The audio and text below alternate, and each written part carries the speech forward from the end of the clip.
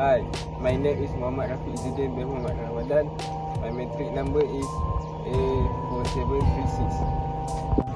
Assalamualaikum warahmatullahi wabarakatuh, and hello everyone. My name is Nasha Azhar and my matrix number is A4089. Hi, Assalamualaikum warahmatullahi wabarakatuh. My name is Ahmad Fakhrul Iman and my matric number is 4549.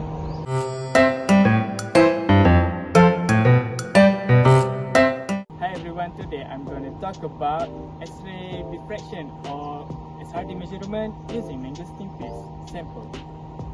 So our objective is to explain about the SRD instrument, its working principle, show the data obtained from our sample, represent it in table and graph, and finally compare our finding with other data from internet.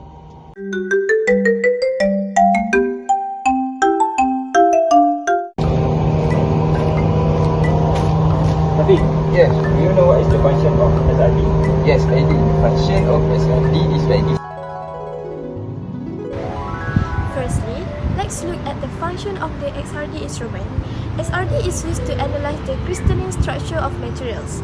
It helps determine the phase composition, crystallinity, and other structural property of a sample by measuring how X-rays are diffracted when they interact with the crystal lattice.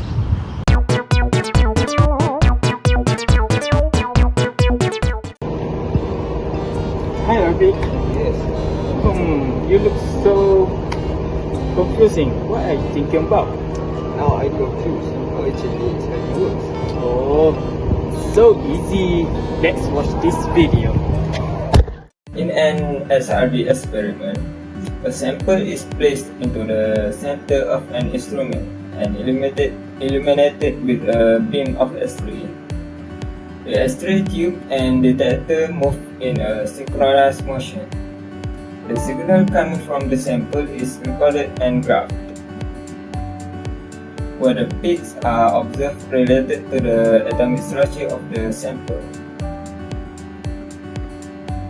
Most materials are made up of many small crystals like sand on a beach. Each of these crystals is composed of a regular regimen of atoms, and each atom is composed of a nucleus surrounded by a cloud of electrons.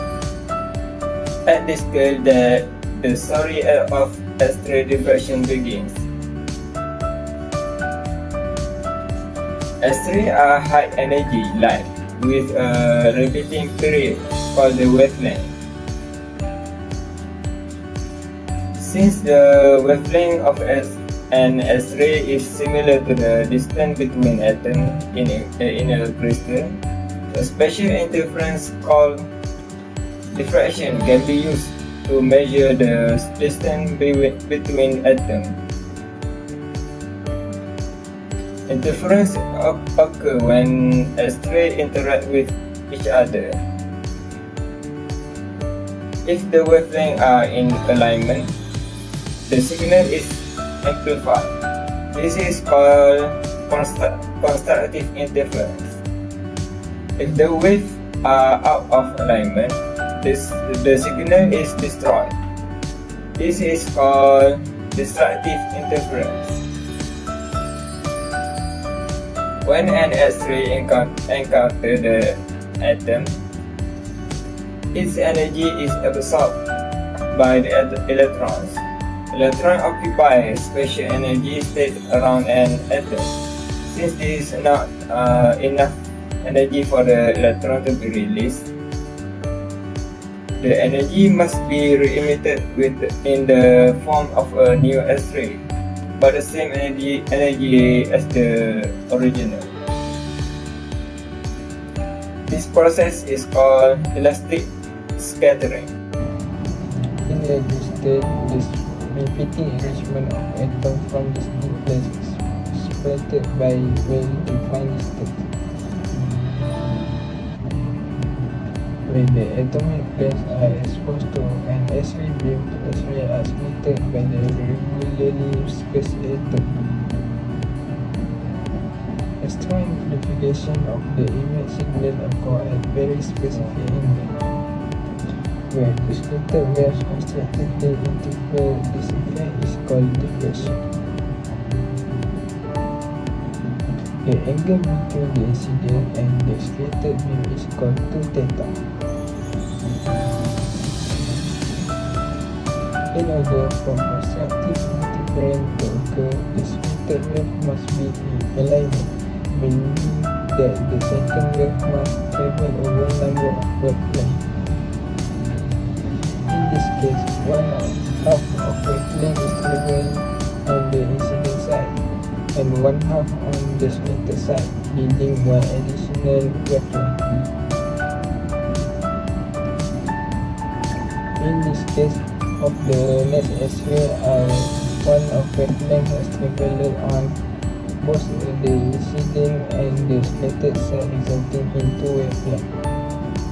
This reinforcement occurs throughout the system. The exact angle and which diffraction of course will be determined from the triangle. The angle at the top is theta, the angle between the incident and scattered beams.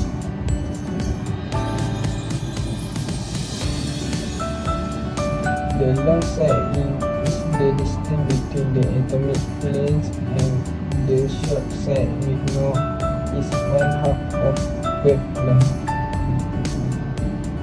The relationship between the diffraction angle and the spacing between the atoms can be determined by applying the sign function.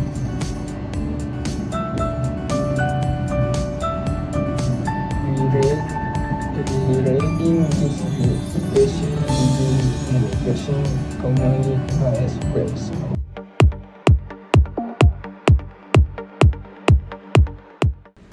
First, we need to wear gloves to protect the sample from contamination.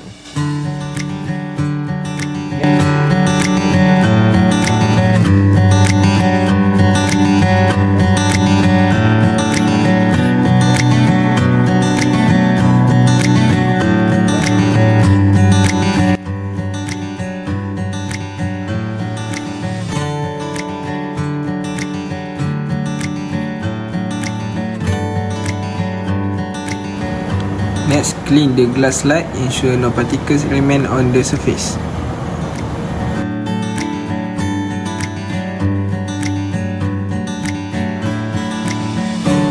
We clean the spatula wipe with alcohol to prevent the cross-contamination. Take the sample mangosteen peel powder, use the clean spatula to scoop the required amount.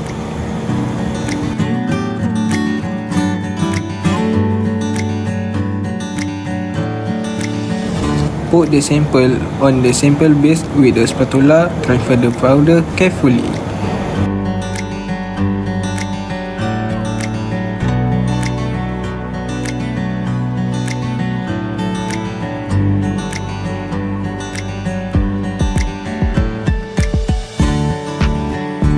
Spread the sample with the glass slide, ensure an even and thin layer for accurate result.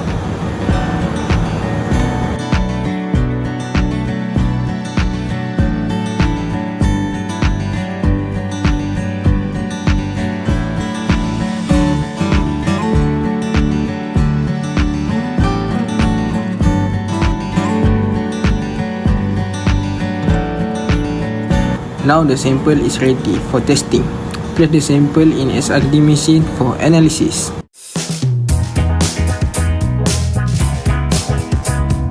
Next, we'll present our own SRD result using Mangosteen peel as the sample.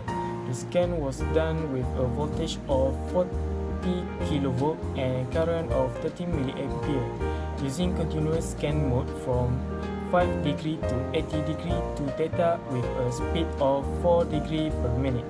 The detector used was a D/TEX Ultra 250.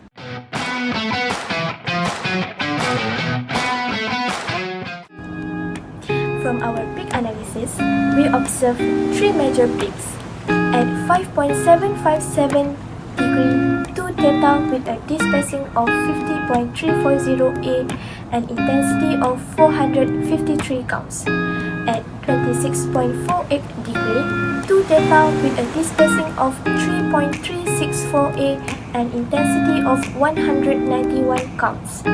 At 34.54 degrees, 2 theta with a d-spacing of 2.595 A and intensity of 88 counts. These peaks were analyzed using a split pseudo-void function. The data suggests that the sample contains crystalline components, although the exact compound could not be determined due to the absence of reference phase matching. The peak at 5.757 degrees indicated organic or polymer structure, while the 26.48 peak likely corresponds to a carbon-based compound, such or numerous of graphite materials present in the Mangosteen peak.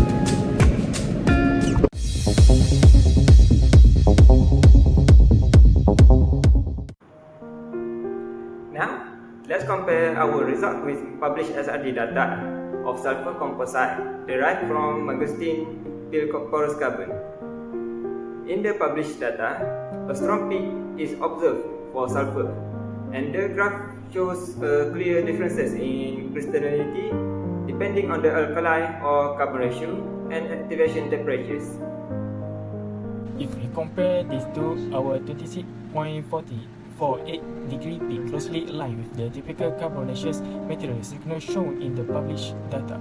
However, our peak at 5.757 degree does not appear in those sulfur composite samples, which might indicate that our raw sample contained more organic content that was removed during the carbonization process in published research.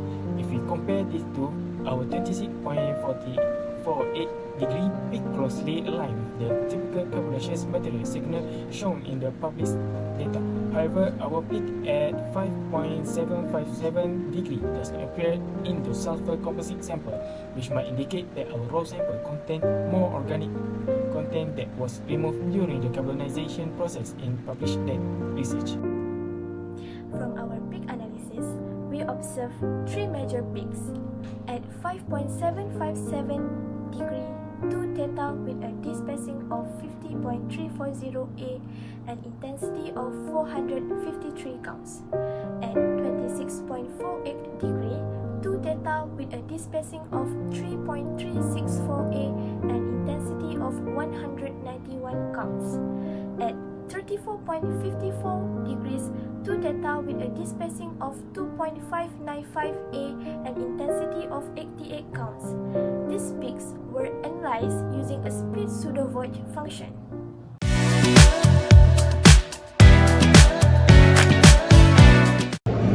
In conclusion, our SRD result confirmed the presence of crystalline structure in the Mangosteen field.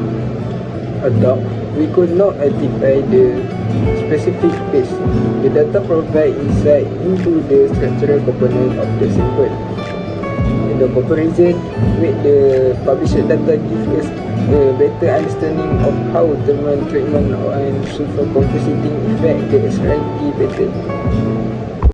That's all for our presentation.